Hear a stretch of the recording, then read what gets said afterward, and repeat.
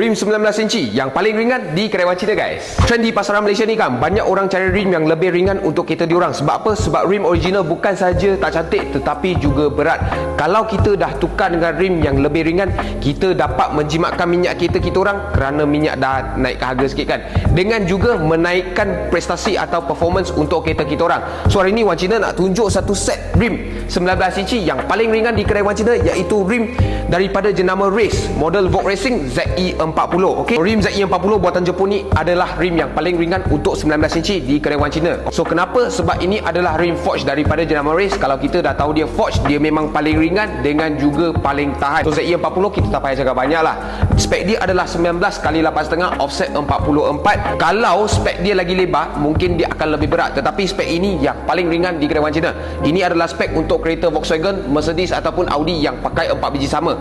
So sekarang kita timbang dulu, tengok berat rim ni berapa, guys. So kita boleh nampak berat dia memang ringan gila, 8.4 kilo saja untuk 19 inci. Korang bayangkan betapa ringan berbanding dengan rim original yang 10 kilo lebih untuk yang Mercedes, Volkswagen ataupun Audi. So itu sahaja untuk mereka ini. Kita nak tunjuk sikit betapa ringan ataupun rim yang paling ringan di kedai Wan Cina untuk 19 inci, iaitu Race ZE40 buatan Jepun. Okay, so kalau korang suka video kali ini, tolong like, share dan komen kat bawah apa yang korang nak tengok seterusnya. Macam biasa, cari rim, cari Wan Cina.